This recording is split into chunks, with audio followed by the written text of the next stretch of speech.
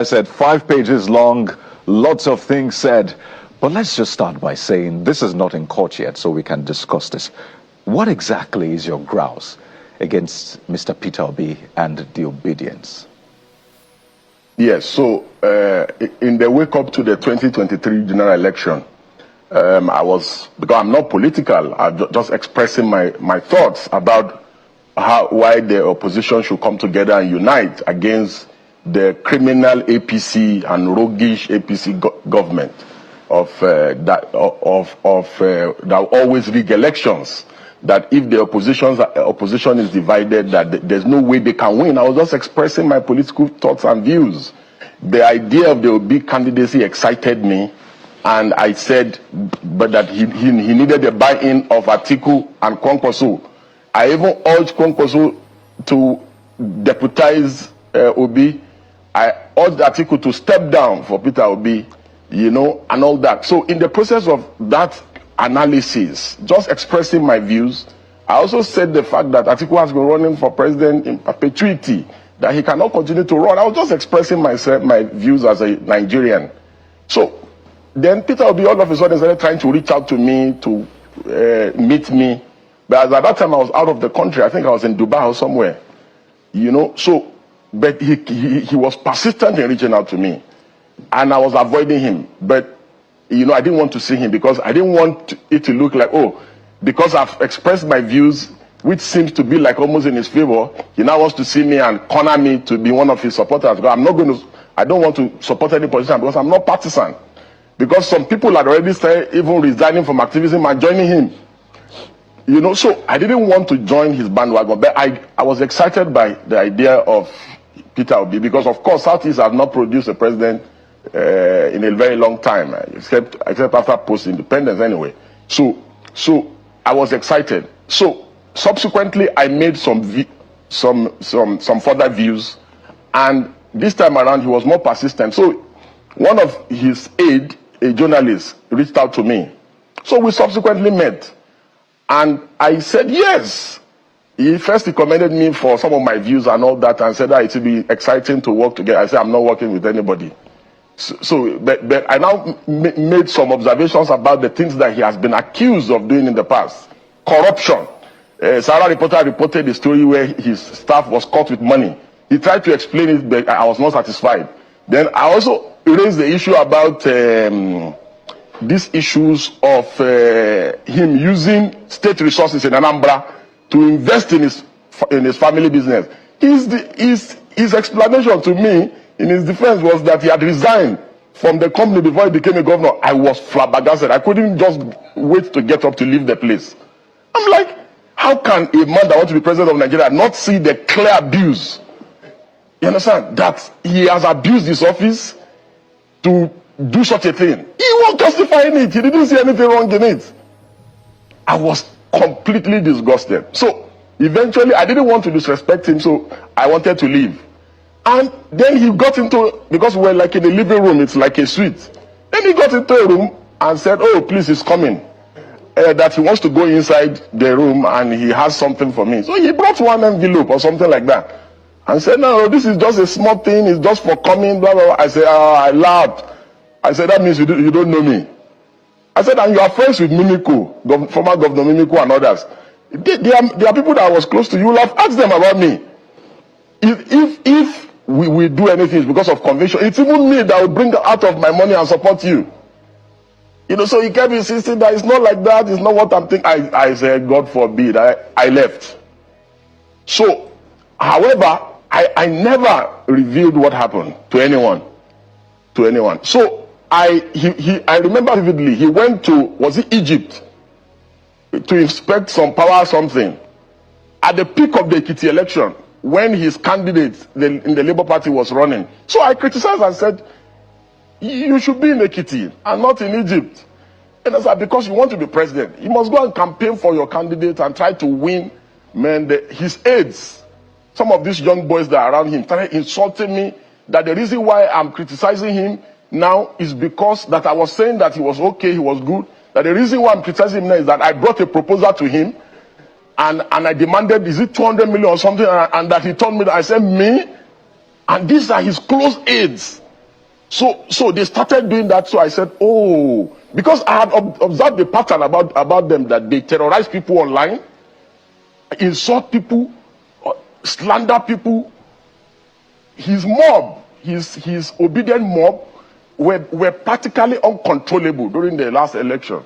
So I said, okay, so these people do not even want dissent of any kind of criticism of their candidate of any kind. I said, okay, I'm not going to even leave Tinubu alone and now face them, because we cannot have a situation in our country or in our polity where political extremism becomes the order of the day, and Nigerians are living witnesses to the things that eventually happened to the build-up of the last election.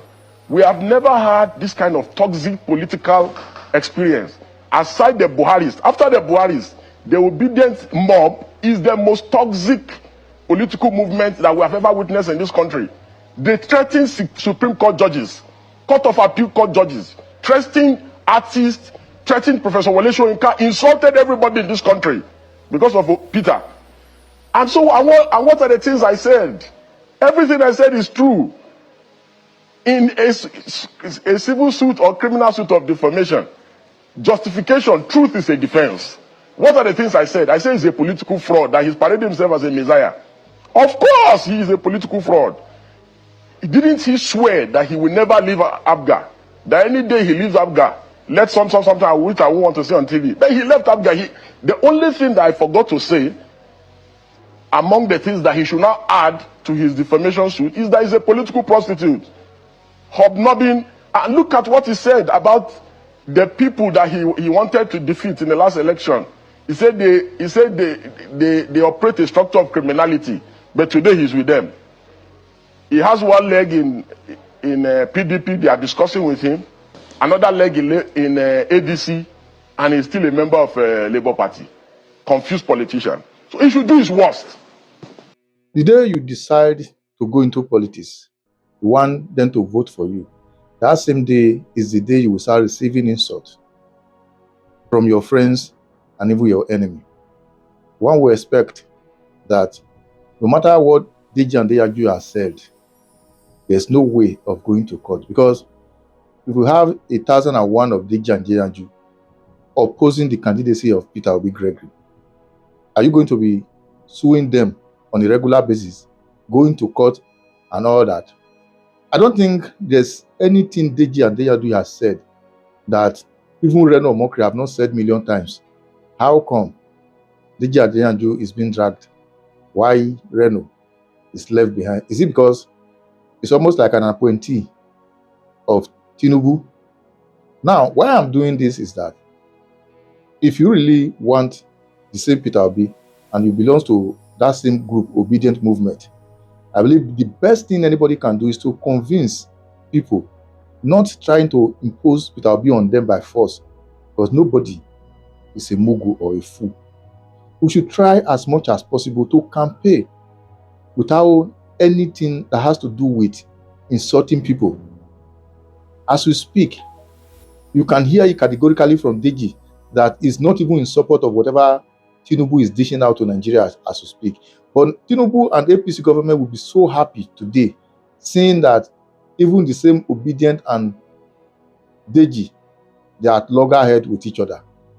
Instead of us to work in harmony in making sure that we unseat this government that is giving us pains, hunger and starvation, insecurity, we are all busy fighting ourselves. Now, if Peter Obi have seen the need before, when Deji was talking in his favor to invite him, they discussed at length and all of that, whether whatever he said is true or not, I see no reason why that same Peter Obi, in his own wisdom, will not see the need to also invite or look for a way to meet this same Deji in any way he can. That unlike before, we were talking in my own favor and support. How come all of a sudden you are now coming against me? What did I do? How do we harmonize? What do you think I have done wrong, which I need to correct? That is what politics is all about. You lobby. But the issue of dragging him, taking him to court, have it at the back of your mind.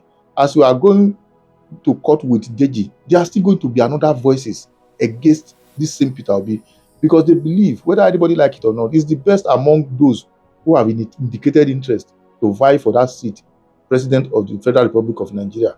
And as a result of that, they will come in different ways to distract him, if possible, to tarnish his image. Because all this while he's been saying that go and verify, and the records are there. So what thing I will advise those that are very close to him, that all this issue of going to court shouldn't be. Everybody have the right to say whatever they want to say. So long as what they have said against you is not true, then you look for a way to address it. We all have social media. Deji is not the only person who have access to social media alone. If you post something that is detrimental to your own name, come out and debunk it. But this idea of dragging, instead of you to add to it, whether you like it or not, Deji has followers. Instead of you to add his followers to your own followers, instead, you are removing them from you, and you are telling that same Deji that you don't need his support.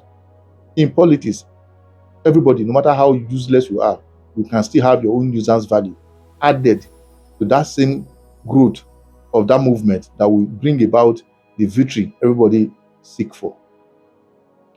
Anyway, whatever you think, drop your comment in the comment section. Once again, share and follow the page. For the record, once again, obedient movement should make more peace rather than enemy. Your enemy, be toxic in whatever you put on social media, will not add value towards the campaign of Peter Obi Gregory.